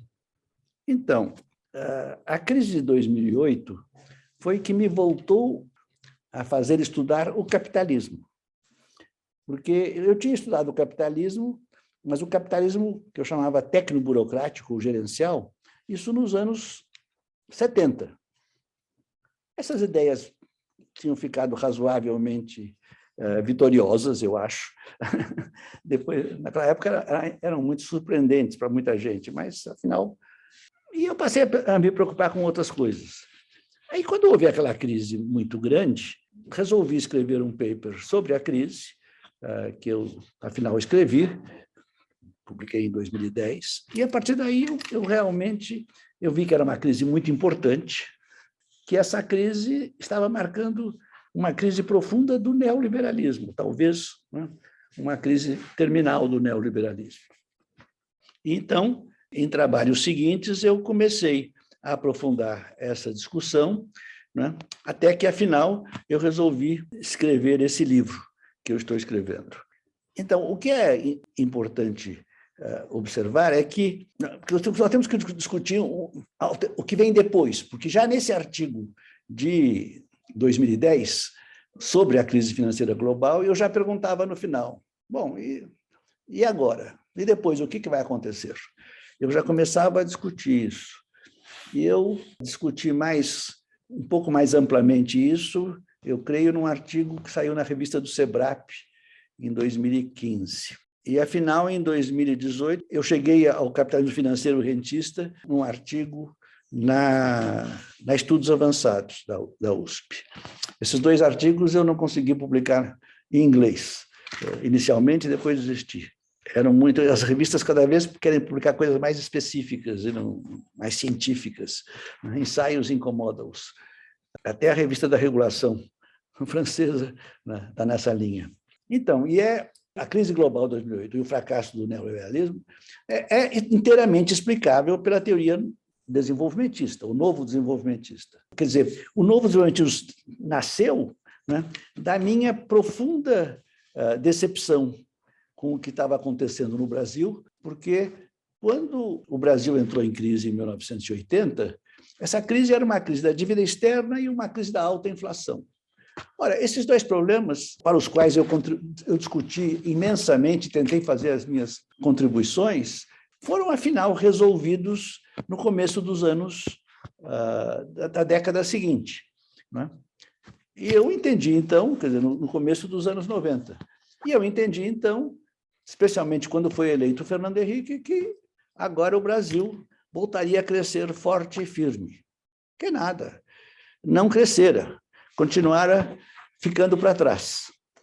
E quando eu saí do Ministério da Ciência e Tecnologia, que foi a segunda ministério que eu ocupei no governo do Fernando Henrique, em 99, eu fui para Oxford e lá escrevi um artigo sobre 20 anos de quase estagnação da América Latina. Mas eu estava pensando principalmente no Brasil. E estava já revelando essa minha profunda decepção com o que estava acontecendo e preocupação, decepção e preocupação, não adianta ficar só decepcionado com o que estava acontecendo no Brasil e na região. E o novo desenvolvimentismo, a meu ver, surgiu dessa preocupação, surgiu tentando explicar o que acontecera. Ele surgiu em 2001, quando eu percebi que a tese que o Fernando Henrique adotara como estratégia de crescimento, de desenvolvimento do Brasil, quando assumira o governo, o crescimento com poupança externa era um equívoco fundamental, um lugar comum e um equívoco fundamental. Então, essa foi a primeira, mas era uma coisa que estava extremamente relacionada com o capitalismo neoliberal e o interesse que havia por parte dos países ricos, especialmente os Estados Unidos, que nós voltássemos à condição de exportadores de produtos primários e que recebessem não só as exportações de produtos sofisticados que eles querem trocar pela nossa agricultura e pela nossa mineração de baixo preço, mas também de baixo valor adicionado per capita, mas também queriam que nós aceitássemos seus capitais, acreditando que nós cresceríamos com poupança externa, com os capitais deles. Uma loucura completa. Meu grande tio, que foi o Alexandre Barbosa Lima Sobrinho, um grande nacionalista, ele já havia escrito, ele foi tio porque ele era casado com a minha tia, Maria José. O meu tio Barbosa Lima, que era um nacionalista, um grande nacionalista, ele escreveu um livro, publicado em 1980, mais ou menos, chamado Japão, o capital se faz em casa. Eu entendi bem melhor, né, isso, a razão teórica disso quando eu comecei a desenvolver o novo desenvolvimentismo. Então o quadro que nós vivemos no Brasil e no mundo do plano político-social é o quadro do neoliberalismo e de você começar a pensar como é que você, quando você saísse disto, como é que você sairia? E eu, inicialmente, saí com uma alternativa pessimista, que eu creio que está nesse artigo do SEBRAP, eu não tenho certeza. Eu escrevi em algum lugar. Por quê? Porque eu disse, olha, será um desenvolvimentismo, porque o fracasso aqui é fundamentalmente um fracasso do liberalismo econômico. Então, do plano econômico, me parece que esse será um fracasso. Agora, e no plano político, será um desenvolvimentismo progressista, social-democrático, como foi o desenvolvimentismo do período da social-democracia, dos anos dourados, ou será conservador? Aí eu raciocinei o seguinte, eu falei, olha, duas causas importantes do surgimento do neoliberalismo tinham a ver com problemas econômicos assim bastante concretos, que eram a competição que os países ricos passaram a sofrer a partir dos anos 70 dos países em desenvolvimento que passam a exportar bens manufaturados, usando uma mão de obra relativamente barata. Isso era uma ameaça para eles. E essa ameaça foi aumentando à medida dos anos, porque aí nos anos 80 ainda pouco, mas nos anos 90 a China já está entrando firme, né? E não parou de entrar desde então. Então, o neoliberalismo é uma reação contra isso, tentando baixar salários. Baixando os salários, nós conservamos a nossa competitividade, disseram os neoliberais. O outro fenômeno que estava acontecendo também, que estava ganhando força, era a imigração. A imigração para os Estados Unidos, vinda do México, da América Central principalmente, mas vinda também do Brasil, que virou um país de emigração, tristemente. Agora de emigração também da sua classe média bem educada, é a nossa quase estagnação. E lá na Europa, principalmente da África, um pouco da Ásia, mas principalmente da África e do Oriente Médio. Então, e essa imigração reduz salários, quer dizer, pressiona os salários para baixo. Então, isso também seria uma razão neoliberal. Esses dois problemas não estão resolvidos, especialmente o primeiro, de forma que eu prevejo que o neoliberalismo será abandonado, mas não o conservadorismo. O capitalismo continuará forte e vivo e conservador, né? Ele só será menos terá uma orientação para o mercado muito mais limitada, entendendo as limitações que o mercado tem. Escrevendo esse livro, eu cheguei a discutir comigo mesmo, né? E acho que cheguei a escrever em alguma coisa, mas não creio que talvez a coisa fosse mais longe e que talvez o que nós teríamos era uma mudança de forma de organização social, que o capitalismo estaria morrendo porque estaria surgindo uma nova organização social que seria o gerencialismo. Porque eu era muito crítico de economistas muito bons, aliás, como Wolfgang Streeck, que está sempre discutindo o fim do capitalismo e prevendo o fim do capitalismo, o que é bom para a sua estirpe socialista. Mas não dizia o que vinha no lugar. Vinha só crise e mais nada. Então, eu estava vendo, surgiu uma alternativa gerencial outra vez. Porque eu percebi que o gerencialismo, que ganhara força nos anos dourados do capitalismo, na social-democracia, a social-democracia, para mim, é um segundo desenvolvimentismo para aqueles países como a França e a Inglaterra, que foram desenvolvimentistas quando mercantilistas, que esse desenvolvimentismo, então, foi progressista. Agora não. Podia ser perfeitamente conservador. Quer dizer, e eu tinha mais um argumento sobre isso, que é interessante, é que o papel fundamental da burguesia no processo econômico, e que sempre legitimou o seu poder, foi o fato de que eles comandam a acumulação de capital, como diz o meu amigo Adam Tversky, se os empresários têm o direito de veto sobre a economia, porque quando eles resolvem não investir, a economia para. Mas essa ideia desse poder da burguesia tinha diminuído muito. Por quê? Porque agora quem controlava a acumulação de capital e a inovação eram agora muito mais os gerentes nas grandes empresas do que os empresários. Há empresários que depois se tornam enormes, como o da Amazon, mas a regra continua sendo que os empresários existem para os startups, mas depois de um certo ponto é a empresa que assume a acumulação de capital e a inovação. Eu dizia, talvez nós estejamos realmente mudando para uma organização social gerencial. Mas eu achei que isso era ir muito longe, né? E achei voltar a pensar simplesmente no gerencialismo. Agora é um gerencialismo com uma mudança de ordem. Quer dizer, o gerencialismo capitalista dos anos 50, 60, 70 era um gerencialismo, quer dizer, era uma coalizão de classes capitalista gerencial, os capitalistas na frente. Agora vai ser o contrário, vai ser gerencial capitalista. Não arranjei outro nome, por enquanto, para mostrar essa mudança. Mas ainda nós continuamos dentro do capitalismo, um capitalismo mais gerencial por causa disso. Por outro lado, houve, afinal, uma coisa boa, porque eu sempre fui um otimista e estava ficando cada vez mais pessimista. Pessimista com o Brasil, especialmente, muito pessimista, e também pessimista com o mundo, com essa previsão.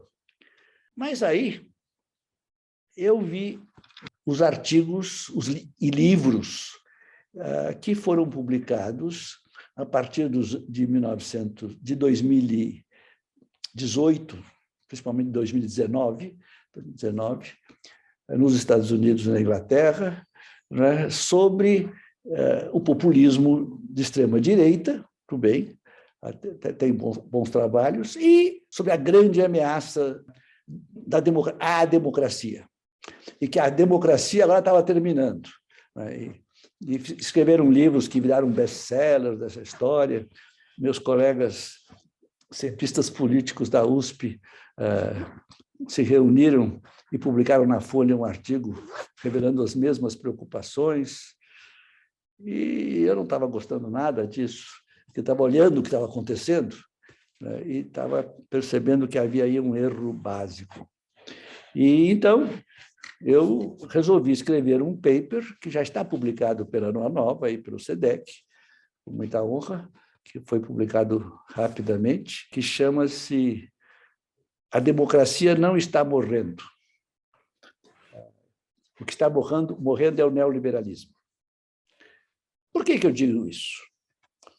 Eu digo isso por dois motivos. Um motivo mais histórico e mais básico é que a democracia não foi uma conquista da burguesia de jeito nenhum. A burguesia a aceitou. A democracia, nós já vimos, e os trabalhos do Terborn e do Adam Chworth, que são muito bons nessa matéria, deve ter outros, mas os que eu conheço são esses dois, de Terborn anterior, de 77, são muito claros a respeito da origem social da democracia. E tem lá o grande Burroughs também, né? Mas a outra coisa que eu estava vendo já desde que o neoliberalismo entrou em jogo, e o neoliberalismo é profundamente antidemocrático, os liberais são, na sua alma, antidemocráticos, e com o neoliberalismo, que é uma radicalização do liberalismo, a sua antidemocracia voltou ainda mais. E eu vi que a democracia resistia a isso em todos os países.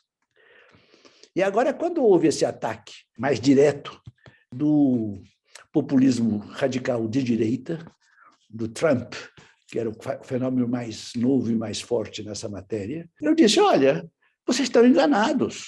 O Trump, o Brexit, né? Essa virada política que está acontecendo no mundo rico é uma reação não contra a democracia, é uma reação, claro que também é contra a coisa, mas ela não é voltada contra a democracia. Ela é voltada contra o neoliberalismo, que foi o neoliberalismo que prejudicou fortemente toda uma baixa classe média de trabalhadores brancos que são a base dessa movimentação, tanto nos Estados Unidos quanto na Europa. E, pelo contrário, o que eu estou vendo é, novamente, ainda mais fortemente que eu vi no caso do neoliberalismo em geral, que é que, frente a esse ataque mais direto à democracia também, a democracia estava resistindo firmemente em todos os países, não é só aqui, estava resistindo aqui no Brasil e está resistindo aqui no Brasil, né? Todos nós aqui participamos de coisas contra as tentativas de golpe do Bolsonaro, mas lá fora também isso aconteceu, nos Estados Unidos isso aconteceu, né? Por mais que a gente seja crítica da profunda crise que a sociedade americana está no plano político e social há muito tempo, mas isso não impediu de eles se defenderem, de terem defendido a democracia, porque a democracia hoje, quer dizer, que continua sendo preferida pelas classes populares, em geral, ela é preferida inclusive pela própria burguesia. A burguesia é uma classe social muito grande e tem medo. A democracia é um caminho para eles conseguirem poder político de forma legal, de forma institucionalizada, e um governo autoritário pode ser sempre também violento contra eles próprios e suas famílias. De forma, então, que a democracia está viva e está forte. Eu sei que essa tese permite muito debate, mas eu esqueci o nome, tem um adjetivo. É polêmica, não é? Mas eu nunca fugi de polêmica. Eu sempre me lembro de uma socióloga da GV, em 1980, depois que eu estava há quase 10 anos defendendo a tese da emergência da tecnoburocracia, nós fizemos uma reunião do Departamento de Ciências Sociais da GV de São Paulo, em que eu apresentei essas ideias, vieram as oposições, os marxistas estavam especialmente contra, mas não só, dúvidas, isso, aquilo. Aí, no final da reunião, fechando a reunião, ela virou-se para mim e disse assim, mas, Bresser, todo mundo está contra a sua ideia. Por que você insiste nela? Ela perguntou assim, nesse tom, mais ou menos. E a minha resposta foi uma grande gargalhada. Né? Uma grande gargalhada porque... E a última coisa que me faria mudar de opinião era os outros estarem contra. Professor, aproveitando a questão polêmica e fazendo a última questão do dia, também dado o adiantado da hora, eu queria apenas trazer essa questão da democracia, porque me parece que o seu livro da Construção Política e as outras edições me parece um encontro muito certeiro com a sociologia política do ponto de vista da sua trajetória, né? E isso fica muito claro. Mas um pouco antes da publicação desse livro, no artigo de 2013, o senhor chama atenção para a conjuntura justamente da democracia brasileira e traz uma perspectiva otimista naquele contexto, né? No sentido, inclusive discordando de alguns clássicos, como André Singer, de análise daquele momento, né? Um texto importante no sentido de pensar um subproletariado conservador, e o senhor traz a ideia de pensar um subproletariado racional. E, entre outras coisas, revelaria o amadurecimento da nossa democracia de massas. Como que fica essa perspectiva, esse diagnóstico perante as crises de 2013, ou, como o senhor diz, o mal-estar de 2013 e na conjuntura atual? Difícil. Eu não me lembro bem como é que foi esse artigo de 2013. Mas, como disse, eu já fui mais otimista na vida. E andei, especialmente em relação ao Brasil, o meu otimismo realmente foi perdendo base cada dia. Porque um argumento fundamental meu, isso é importante, é um argumento que está nesse livro, nesse paper, o paper que saiu publicado. Afinal, o paper tinha esse título ótimo, mas porque as democracias só se tornaram aceitas e espalhadas por todos os países mais desenvolvidos só no século XX. A pergunta era essa. Afinal, ficou um título como Transição Democrática, Consolidação e Revolução Capitalista, porque eu não consegui publicar esse artigo em revistas de economia, de ciência política nos Estados Unidos de jeito nenhum. Aí resolvi publicar numa revista estrangeira de economia, mais aberta. E então mudei o título, foi uma pena.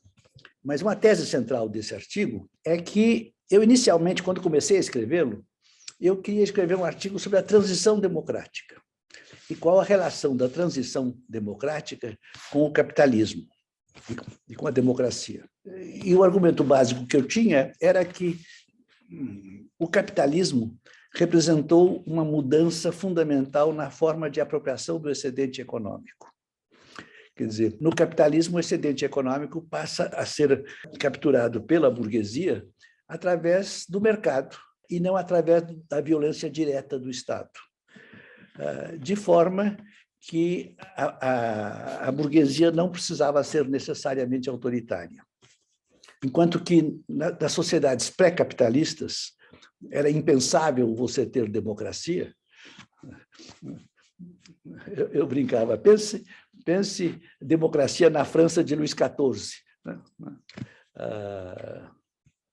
Para não ir para mais tarde. Mas no capitalismo moderno, a democracia é perfeitamente viável porque, quer dizer, o Estado só garante uma coisa, garante que a força de trabalho seja uma mercadoria. O resto, o mercado faz. E o lucro, como ensina Marx, é uma troca de equivalentes. Na minha história do capitalismo, eu dividi, e das guerras capitalistas, que também está relacionado com a mesma coisa, com a mesma ideia, para mim a Revolução Capitalista está no centro de tudo. O capitalismo até, pelo menos, o Tratado de Westfália, o mundo pré-capitalista era um mundo de guerras, e a guerra fazia parte da lógica de todos os dias. Os povos capturavam o excedente do outro de forma violenta, através de guerras. Com a transição para o capitalismo, que foi uma longa transição, e a formação dos Estados-nação, que tem um papel decisivo, é o Estado-nação que passa a ser a unidade político-territorial fundamental no capitalismo. Foi ainda necessário, durante muito tempo, muitas guerras, não é, para que fossem definidas as fronteiras, porque os Estados-nação precisavam de fronteiras amplas e bem definidas para, então, garantir o comércio e a industrialização dentro daquele mercado, e depois o mercado exterior. Mas, quando essas fronteiras ficaram razoavelmente bem definidas, já não tinha mais condições para guerras e também as condições para a democracia agora estavam muito mais claras e muito mais precisas. Agora, o que eu percebi, fazendo a pesquisa dessa questão sobre a transição democrática, é que muitos países, nenhum país que tinha uma democracia consolidada deixava de ser rico, deixava de ter feito a sua revolução capitalista. Mas muitos países que ainda não haviam realizado sua revolução capitalista faziam transições democráticas instáveis, por imitação e, mais frequentemente, por pressão dos vizinhos mais poderosos. Mas ficavam sujeitas a golpes com facilidade.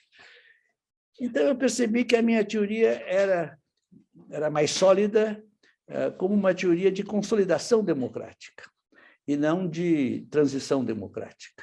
E, em relação ao Brasil especificamente, o meu entendimento é que a Revolução Capitalista se completou no Brasil em 1980, de forma que, quando veio a democracia, essa democracia já nasceu consolidada. Pode sofrer abalos, isso, aquilo, mas a chance de você voltar a ser um regime autoritário no Brasil, a meu ver, é muito pequena. E essa ideia eu continuo tendo, e me fez discordar de muita gente, não é, por causa disso, porque eles sentem ameaças na democracia e não percebem essa, vamos dizer, consolidação estrutural da democracia que existe. Não é nenhuma democracia maravilhosa, não é a democracia dos nossos sonhos, né? A democracia burguesa é uma democracia mínima, é chamada democracia liberal. Quer dizer, a democracia social-democrática, que já é um avanço, já não é mais a democracia burguesa. Mas, né, você imaginar o retorno a um regime autoritário em países como o Brasil, ou os Estados Unidos, ou a França, né? Quer dizer, mais ainda os Estados Unidos. Os Estados Unidos está indo para trás em tudo quanto é coisa, só não vai para trás ainda economicamente, mas em relação à China já foi para trás também economicamente. A China já é mais poderosa economicamente e em vários setores já é mais avançada tecnologicamente que os Estados Unidos. Enfim, acho que eu posso falar dos meus otimismos e pessimismos. Em relação à democracia, eu continuo razoavelmente pessimista, Lucas. Em relação ao Brasil, de modo geral, não. Mas especialmente por causa do desenvolvimento.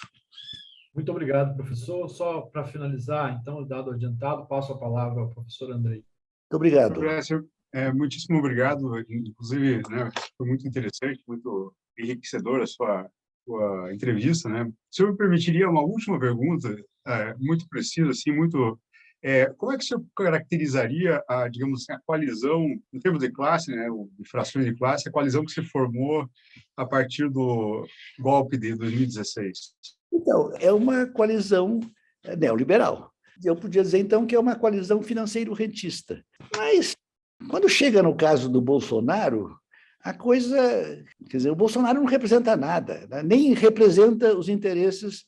Você vai ver, por exemplo, o grande capital financeiro já está contra o Bolsonaro, porque realmente, bom para eles é Temer, é Meirelles, é essa coisa, né, que é desastrosa. E aí, então, é uma coalizão financeiro-rentista em que os empresários industriais, quer dizer, que durante o governo do Lula, houve um grande esforço do Lula para atrair os empresários industriais.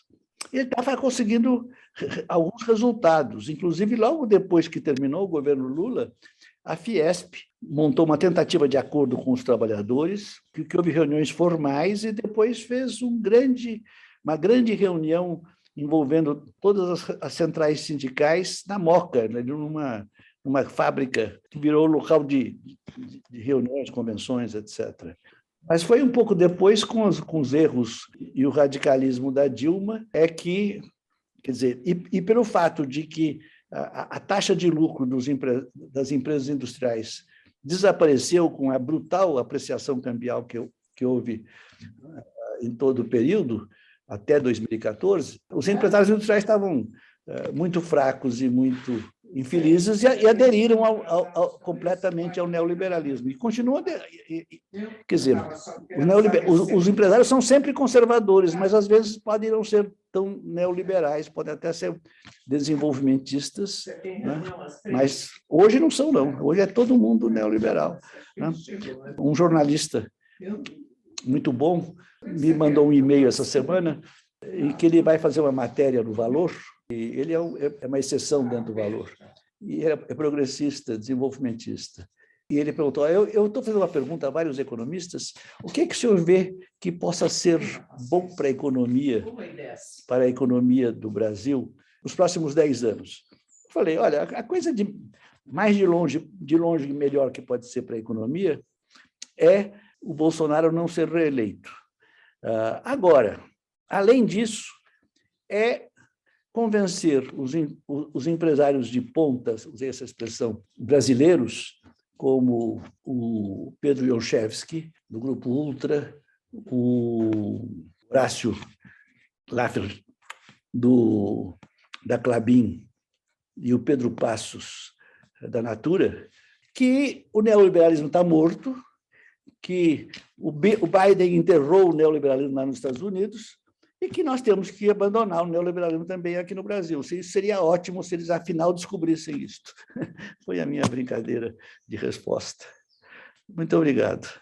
Tá certo, muito obrigado e Maravilha. é uma grande contribuição mesmo. Até logo para todos. Uma honra Obrigado, para o projeto. professor. Uma boa tarde. Boa tarde.